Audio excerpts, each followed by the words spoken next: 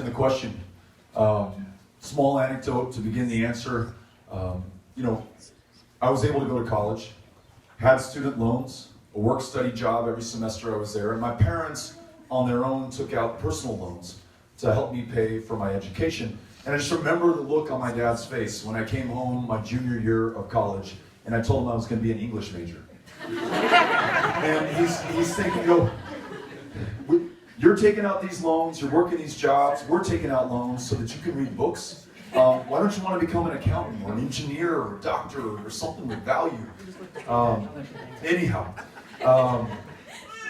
you're right. The cost of higher education, and not just tuition, importantly.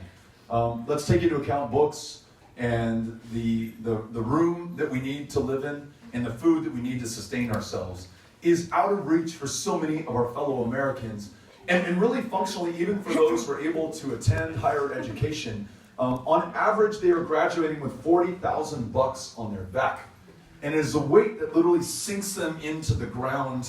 10% default rate on the 1.5 trillion with a T, trillion with a T, dollars in outstanding debt right now. It is the one debt that you will never escape until you have paid it off or until you're in the grave.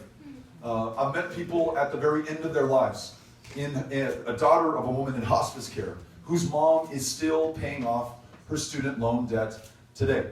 So a couple of thoughts about how to get out of this problem that we ourselves have created. One, stop digging the hole. So if you want to attend a community college, let's make sure that you're able to do that for free. Even better, if we can invest in early college, high school, so you graduate with a diploma and an associate's degree, ready to earn a living wage on day one at 18 or 19 years old. Let's connect with unions. Those apprenticeships provide a pathway to learning a trade or a skill or a discipline that not only provides purpose and function for yourself in your life, but also allows you to command that paycheck that can sustain you for the rest of your life. Because unions provide lifetime learning for their Americans, and the benefits accrue to all of us, whether you're in a union or not. That's the way they've always worked, and yet inexplicably in this country, over the last 30 years, we've weakened the power of unions instead of strengthening them. And then, if you want to attend a public-serving, publicly financed four-year university, let's ensure that you do that without taking on any debt. Because again, the benefit accrues to our advantage.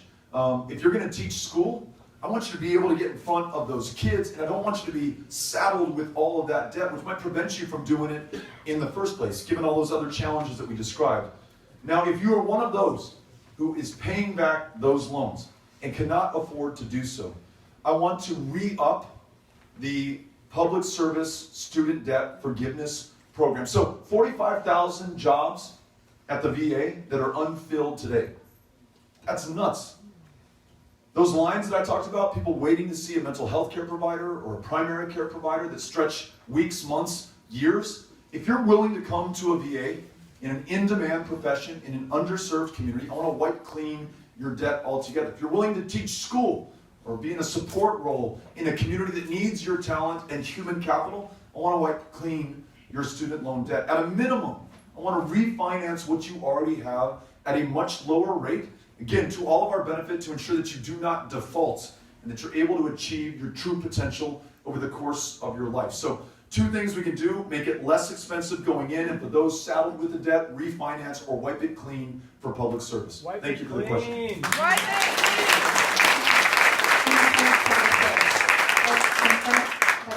There you go. Hi, thanks, Congressman. I'm Joanne Tully, and what I'm hearing here is all the problems that are near and dear to our hearts. We've got education, we've got feeding our kids, feeding everybody, we've got the prison system, climate change, you name it, education.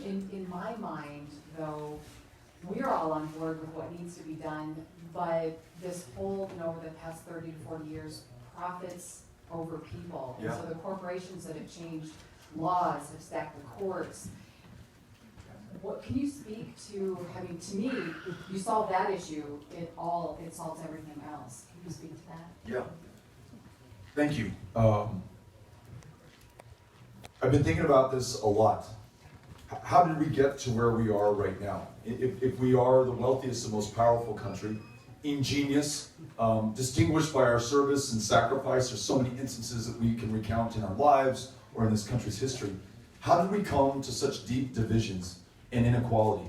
And why are we doing this to one another right now? And I think part of our genius as a country is that we anticipated human nature, which is if you have power, you want to continue to hold on to that power and accumulate even more power. I mean, that's the story of human civilization. Power feeds on the powerless or maintains its purchase on power at the expense of those who have none of it.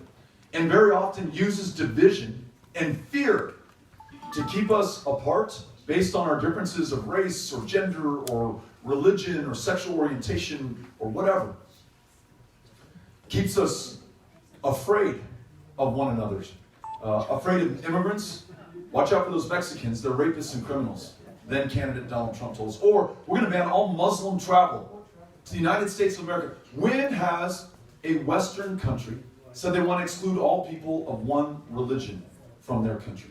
Or Klansmen and Nazis, very fine people. Don't you worry about it. The policies and practices that follow. Hate crimes up every one of the last 3 years.